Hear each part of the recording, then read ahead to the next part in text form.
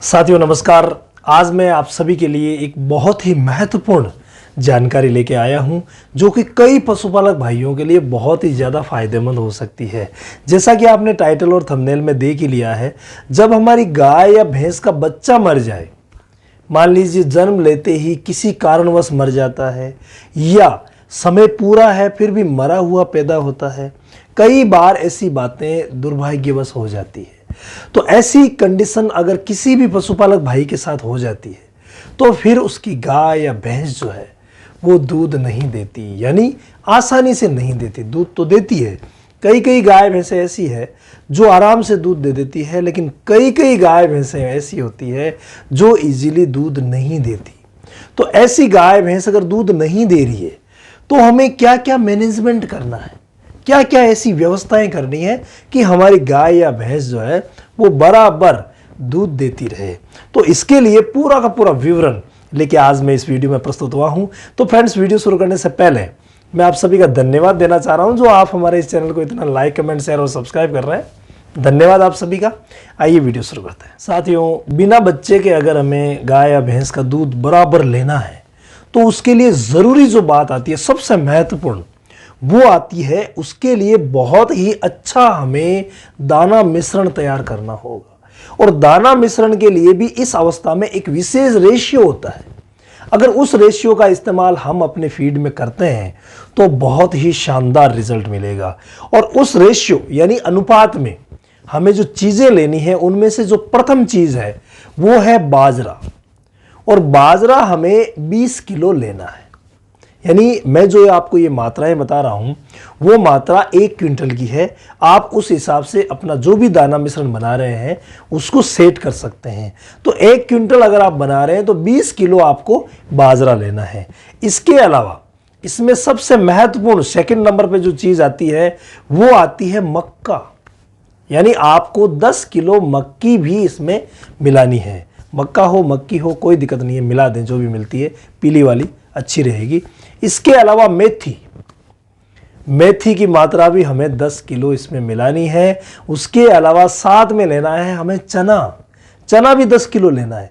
यानी ये जो चारों मात्राएं हैं वो 20, 10, 10, 10 यानी 50 किलो ये मात्राएं हो गई। इसके बाद हमें 25 किलो लेनी है खल। और खल में साथियों अगर सरसों की खल मिल जाए तो दी बेस्ट है, बाकी आप बिनोला की खल भी आराम से यूज़ कर सकते हैं, किसी प्रकार की कोई दिक्कत नहीं है। इसके अलावा जो 25% हिस्सा बचता है उसमें हमें लेना है चोकर। यानी चोकर भी, जो गेहूं का चोकर हो कोई दिक्कत नहीं, चल जाएगा, चोकर भी हमें 25 किलो लेना है। तो इस प्रकार से हम जो 1 क्विंटल दाना मिश्रण तैयार कर रहे हैं, इस दाना मिश्रण की जो मात्रा है वो भी बहुत ज़्यादा इंपॉर्टेंट है। यानी कि हमें किस हिसाब से देनी है। तो देखिए, मात्राओं को अगर हम लें तो हमें 2.5 किलो, यानी 2.5 किलो जो दाना मिश्रण है पर डे, अगर आप दोनों समय दे रहे हैं तो 1.25 किलो हो जाएगा। यानी 1.25 किलो पर डे हमें दाना मिश्रण देना ही है। इसके अलावा आगे का जो दाना मिश्रण है वो हम तय करेंगे दूध की मात्रा के हिसाब से। यानी पिछले ब्यात में इसने कितना दूध दिया था, तो जैसे कि पिछले ब्यात में मान लीजिए 10 लीटर दूध दिया है तो हमें 2.5 लीटर दूध के पीछे 1 किलो दाना मिश्रण बढ़ा देना है। यानी जो भी हमने ये तैयार किया है वो 2.5 लीटर दूध के पीछे 1 किलो बढ़ा देंगे। और पहले जो मैंने आपको बताया था रेगुलर, वो तो देना ही देना है। यानी जो शुरुआत में हमने आपको बताया है 2.5 किलो पर डे, वो तो देना ही देना है। इसके अलावा जो दाना मिश्रण है वो दूध की मात्रा के हिसाब से भी कर लेना है, वो भी पिछले ब्यात की, क्योंकि इस ब्यात में तो वो भी दे नहीं रही है, और दे रही है तो भी वो रेगुलर नहीं है। तो पिछले ब्यात में जो दूध दिया था उसके अकॉर्डिंग हमें दाना मिश्रण रखना है। ये बहुत ज़्यादा ज़रूरी विषय है। इसके बाद आगे बढ़ते हैं गुड़ की तरफ। गुड़ एक ऐसी चीज़ है जो कि ऊर्जा का बहुत अच्छा स्रोत है। इसके अलावा इसके बहुत सारे फायदे हैं। तो गुड़ दूध बढ़ाने में भी बहुत अच्छा होता है। तो हमें पर डे 10 दिन तक कम से कम आधा किलो गुड़ सुबह शाम देना है। यानी रोज 1 किलो गुड़ हमें अपने पशु के शरीर में पहुंचाना है, आधा किलो सुबह और आधा किलो शाम को। अगर किसी भी प्रकार की कोई शिकायत है जैसे मान लीजिए शरीर आने की शिकायत है या कुछ ऐसा है, तो उसकी मात्रा जो है वो आप अपने विवेक के हिसाब से आधी कर सकते हैं। इसके अलावा साथियों, जो भी हमने अभी 1 क्विंटल अनाज यानी दाना मिश्रण पूरा तैयार किया था खली के साथ, चोकर के साथ, उसमें हमें कम से कम 250 ग्राम सतावर मिलानी है, यानी सतावरी हमें 250 ग्राम मिलाना बहुत ज़्यादा ज़रूरी है। यह भी एनर्जी का और दूध बढ़ाने के लिए बहुत ही ज़्यादा फायदेमंद स्रोत है, तो इसे भी हमें ऐड करना बहुत ज़्यादा ज़रूरी है। अब ये बातें हो गई दाना मिश्रण की। इसके बाद दाना मिश्रण में हमें रेगुलर जो मात्राएं मिलानी है, उनमें फ्रेंड्स नमक का मैटर तो है ही, जो हमने नमक वाले वीडियो में बताया था। 10 से 20 ग्राम के बीच आपको साधारण नमक देना ही देना है। इसके अलावा सेंधा नमक भी मिक्स कर सकते हैं हम, चाहे तो इसी मात्रा में साधारण नमक के साथ। तो नमक बहुत ज़्यादा ज़रूरी हिस्सा है, इसे भी हमें ऐड रखना है।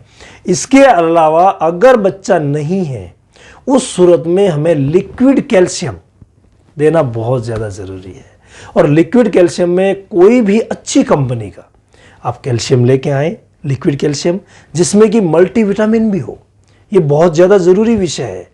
कैल्शियम और मल्टीविटामिन, इन दोनों का कॉम्बिनेशन बहुत ज़्यादा ज़रूरी है, जो कि हमें पर डे 100 ml देना है।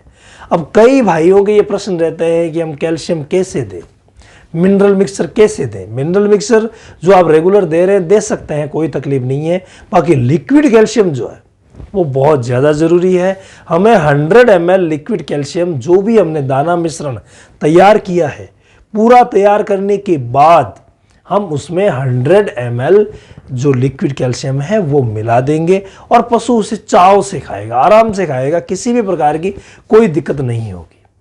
इसके अलावा अगला जो मैटर आता है जो कि प्रमुख है, वो है 2 प्रकार की होम्योपैथिक मेडिसिन मैं आपको बता रहा हूं। ये पशु के लिए बहुत ज़्यादा ज़रूरी है, जिसमें से जो पहली है वो है साइलीसिया। ये जो साइलीसिया मेडिसिन है वो 30 पोटेंसी में आती है और हमें 30 ml की ही लानी है और 5-5 बूंद, ज़्यादा की ज़रूरत नहीं है। 5-5 बूंद सुबह शाम दूध निकालने का जो समय होता है, निश्चित समय, उस समय से पहले कम से कम आधा घंटा पहले हमें साइलीसिया की जो दवा है रोटी के ऊपर 5 बूंदें डालनी है और अपने पशु को खिला देनी है। इसके अलावा जो सेकंड होम्योपैथिक मेडिसिन है उसका नाम है अल्फा। ये भी 30 पोटेंसी की आती है और ये भी हमें 30 ml ही लानी है। तो दोनों जो हम 30 पोटेंसी की दवाएं यूज कर रहे हैं, इन दोनों को 5-5 बूंद आप साथ में ही रोटी में मिला के खिला दें। क्योंकि फ्रेंड्स आप सभी को पता है जो होम्योपैथिक मेडिसिन होती है, जो हम जैसे हुमन में लेते हैं, छोटी छोटी गोलियां आती है जो चूसने की होती है, उन गोलियों में क्या होता है, होम्योपैथिक मेडिसिन होती है जो जीभ पे टिकती है और जीभ के माध्यम से काम करती है। यानी होम्योपैथिक मेडिसिन का जो वर्क है वो जीभ के माध्यम से होता है। जीभ में जितने भी सेल्स होती है वो उन्हें एब्जॉर्ब करती है, तब जा करके ये होम्योपैथिक मेडिसिन काम करती है। तो उसके लिए ज़रूरी है कि 5 बूंद साइलीसिया और 5 बूंद अल्फा, इन दोनों दवाओं को आप रोटी पे मिला करके, रोटी के ऊपर लगा करके आप अपने पशु को खिलाएं। वो जब चबाएगा उसे, तो उसमें से जो लार निकलेगी, वो लार जीभ तक इन दवाओं को लेके आ जाएगी और इन दवाओं का जो रिजल्ट है वो बहुत ही बेटर रहेगा। लेकिन ध्यान रहे, आधा पौन घंटा पहले, यानी जो हम दाना मिश्रण देने वाले हैं, दाना मिश्रण देंगे उस समय हम दूध निकालेंगे, तो उससे आधा पौन घंटा पहले हमें ये दवा देनी है। इन बातों का आपको पूरा ध्यान रखना है। इसके अलावा साथियों, हमें दूध निकालना किसी भी सूरत में छोड़ना नहीं है। मेरा कहने का मतलब है कि चाहे कितना भी दूध दे, कितनी भी हमें मशक्कत करनी पड़े, हमें उसे मारना पीटना नहीं है। हमें उसे सिर्फ सहला करके काम में लेना है। जैसे तैसे करके हम उसे ऐसी ट्रिक इस्तेमाल करेंगे कि वो इजीली खड़ी रहे। जैसा कि हमने आपको एक वीडियो में भी बताया था कि हमें पशु को कैसे कंट्रोल करके दूध निकाल सकते हैं, वो वीडियो डिस्क्रिप्शन में है, आप देख लेना। उससे पता लग जाएगा कि हमें कैसे कंट्रोल करना है और कैसे दूध निकालना है जब बच्चा नहीं है। तो डराना धमकाना नहीं है, क्योंकि डरा धमका करके अगर हम करेंगे तो उसके अंदर जो अंदर से हार्मोन्स निकलने वाले हैं वो हार्मोन्स नहीं निकलेंगे।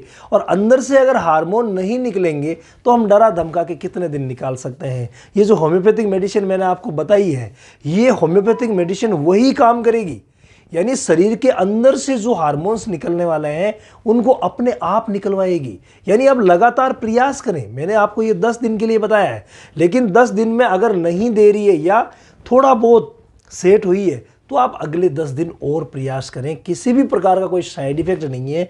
जो भी चीज़ें बताएगी ये बहुत ही ज़्यादा हेल्पफुल है। इसके अलावा आपको एक बात और भी ध्यान रखने की है, वो यह है फ्रेंड्स, अगर मान लीजिए कि बच्चा तुरंत मरा है, तुरंत ही जैसे मान लीजिए डिलीवरी के बाद बच्चा मर गया है, तो जो वेजाइना से डिस्चार्ज निकलता है, योनि से जहर के अलावा जो डिस्चार्ज निकलता है, उस डिस्चार्ज को चाटने से भी पशु में कई प्रकार की हार्मोनल क्रियाएं होती है। तो या तो आप ऐसा कर सकते हैं कि जो पिछला बच्चा अगर है तो उस डिस्चार्ज को गुड़ के साथ मिला करके और बच्चे पे लगा दें, तो पशु चाटेगा, तो उससे भी उसके अंदर हार्मोनल जो क्रियाएं हैं वो होगी। इसके अलावा वही जो डिस्चार्ज है उसको गुड़ और अजवाइन में मिला करके आप एक निश्चित जो दाना मिश्रण जिस पात्र में हम देते हैं, जिस बर्तन में हम दाना मिश्रण देते हैं, उस बर्तन पे आप अच्छी तरीके से चारों तरफ लगा दीजिए गुड़, अजवाइन और जो डिस्चार्ज निकला है उसे, और लगा देंगे और फिर उसे चटाएंगे, तो उससे भी उसमें कई हार्मोनल क्रियाएं होगी और वो उस बर्तन के हिसाब से धीरे धीरे धीरे धीरे पहुँचने लग जाएगा। यानी ऐसी क्रियाएं हैं जो हम करके और अपने पशु को दूध पिला सकते हैं।